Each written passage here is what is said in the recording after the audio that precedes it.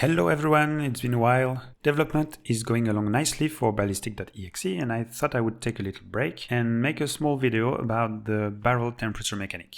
When firing a bullet through a barrel, its temperature tends to rise pretty rapidly. Of course, having a very hot burning powder inside doesn't help, but in fact it's mostly due to the friction of the bullet as it goes down the barrel, and it can get pretty toasty, up to 300 centigrade and even more, until you need to actually swap out the barrel or it will simply melt. Now, you may have heard that this can impact a weapon's accuracy, so let's take a look at how it can affect the bullet trajectory and how that is reflected in the game.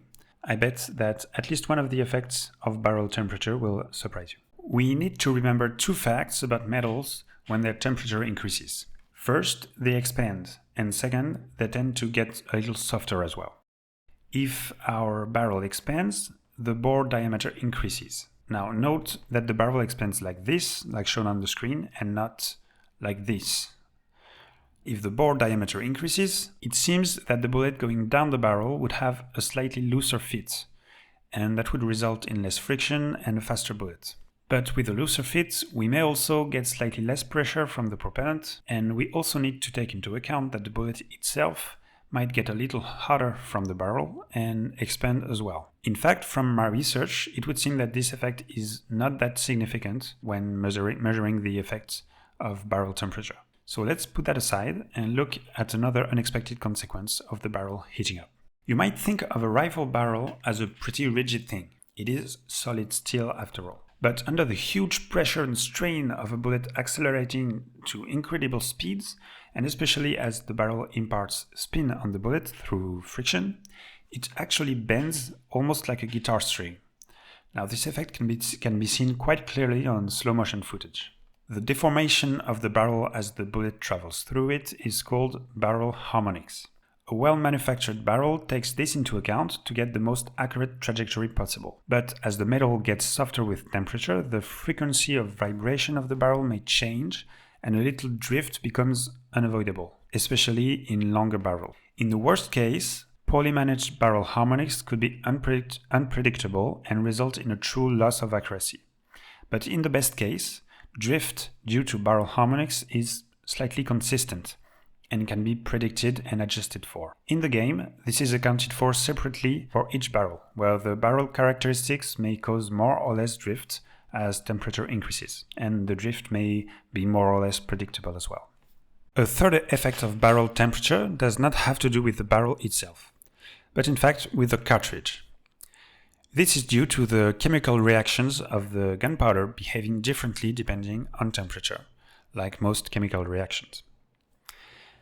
It is especially apparent in closed bolt firing weapons. When the bullet is inserted into a hot chamber and fired a few minutes later, it has time to heat up quite dramatically.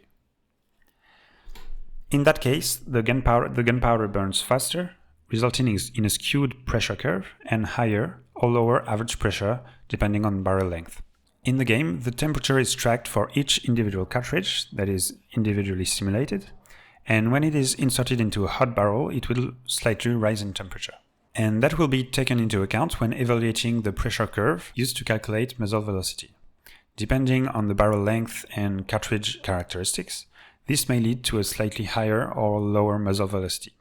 Now, since the pressure at the muzzle also impacts recoil, as you saw in the last video maybe, recoil might be very slightly higher or lower as well, and the effect of a suppressor or compensator may be impacted.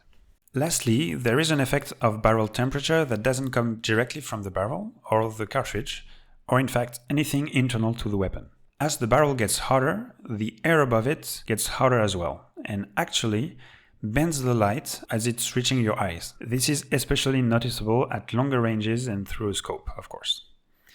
This effect is exactly the same as the wet puddles that you can see on asphalt on a hot sunny day, for example. The light moving from a less to more dense fluid will actually bend and cause the shooter to aim slightly too low, and is probably one of the reasons that many shooters disagree on the effect of barrel temperature, since that light effect is pretty easy to overlook. Now, many precision rifles will allow for a heat shroud above the barrel that will mitigate this effect. In the game, I've chosen not to implement light bending, at least for now. There are several ways you may go about it, including slightly deforming the picture after it has been rendered, for example. But if I were to implement this effect, I think I would take advantage of the fact that the game is quite low poly and move the mesh triangles themselves, depending on the alignment of the camera viewpoint, the heat line above the barrel, and the position in space of the triangle. A big advantage of this method is that the results should look consistent between the player camera and the scope.